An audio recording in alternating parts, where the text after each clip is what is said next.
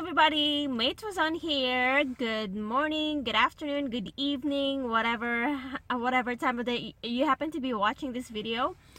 So today I just wanna I just wanna talk about abundance. I've been rewatching the videos from Bob Proctor's Born Rich program. So he was saying that a lot of people kind of misunderstand when he says that you were born rich, because for a lot of people, when you say you're rich, they're already thinking that for you to be rich you have to have a lot of money, you have to be really wealthy for you to even consider yourself rich. But then the thing is, the actual thing is that you were born rich in ways of you are rich with potential, you are surrounded by abundance, right? So it's all up to you how you want to use that.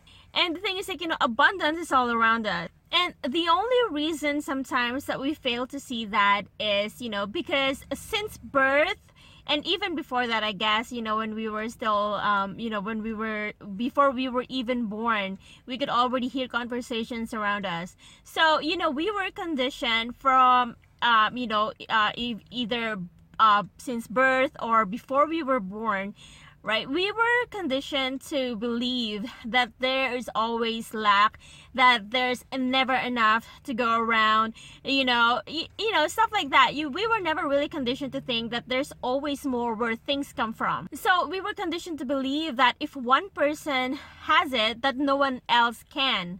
But when you think about it, when we were born, we didn't think any limits, right? So, whatever came to mind, we would do it. Say, for example, it's in our nature, from you were a baby, it's in our nature to, maybe start crawling. I know some babies kind of skip crawling, because I know for my firstborn, he totally skipped crawling. He went straight to walking. But anyways, we all have that thing to just naturally start trying to do things we've never done before, and never really having any thoughts of of failing or anything like that. And for us, even if we didn't, when we were little kids, when we were babies, when we didn't succeed in the beginning, right? When we didn't succeed in at first try, we didn't really think of it. We really didn't term it as failing, right? For us, it's just we didn't get we didn't really get the results we wanted.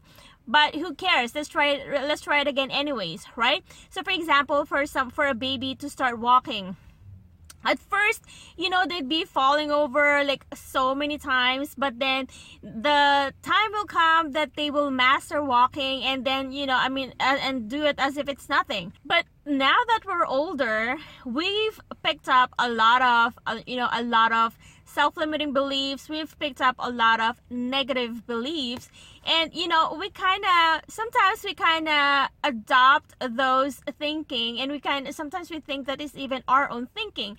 But then when you really think of it, do you really believe that?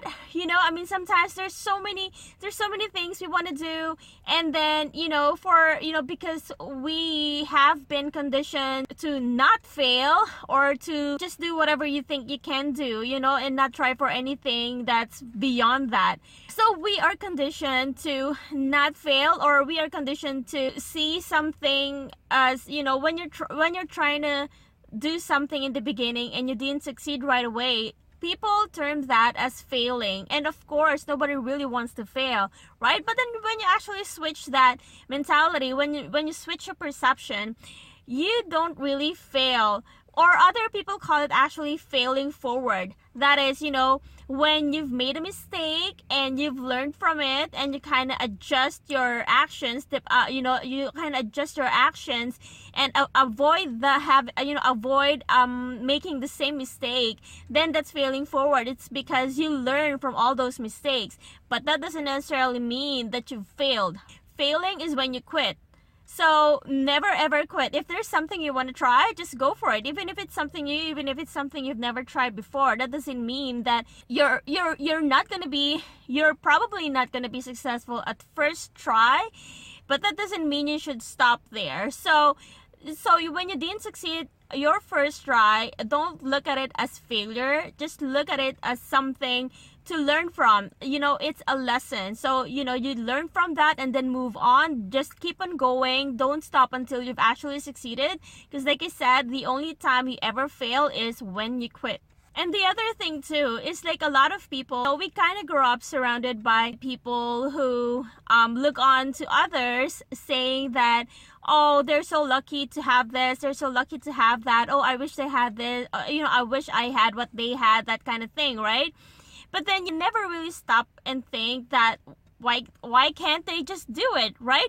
So it's the same with us. Say for example, for me, say you know, I might see someone who is very successful in life, and typically, you know, I would go, oh, I wish I want, you know, I wish I'm like that, right? Say for example, I mean, for so long, I mean, I've always admired strong women, like, you know, like women with like you know, really strong leadership skills, like women who are really very assertive, and you know, not so much aggressive, but you know, the assertive ones, and you know, ones who won't back down, right?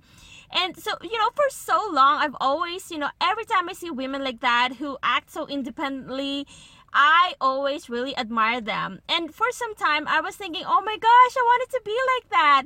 And you know, I mean, now, you know, I mean, knowing what I know now, and you know, knowing you know, all the things I've learned, I mean, if there's, you know, if there's a person I want to emulate, you know, if there's, you know, I mean, if I want to be a certain type of person, who's to stop me, right? The only person stopping me is me, actually, because you know, I mean, who's telling me that, you know, I can't be that assertive woman? You know, who's to tell me, you know, that I can't be that, you know, person with strong leadership skills? You know, I mean, the same is true for you. You know, you can be whoever you want to be. It's, you know, I mean, the only thing that's stopping you is you. So, you know, if there's a certain type of person that you want to be that person. You know, I mean, don't let yourself stop you from being that person.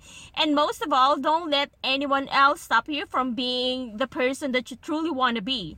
So the issue here is this, like when we're surrounded by people who think like that, who think that they can't be, you know, like the kind of person they want to be, or you know, they can't have what the other person has.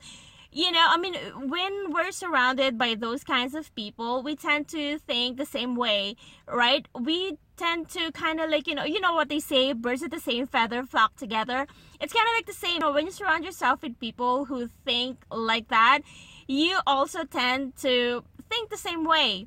So what you want to do is you might want to just distance yourself and, you know, find some quiet time, find some alone time, and really think what kind of person you want to be, you know, and really have that control over your thoughts, and don't let the old conditioning control your thinking. Talking about, you know, friends of ours or ourselves, you know, thinking in a way that we cannot be a certain type of person, or you know, or thinking that we can't have certain things that we want to have.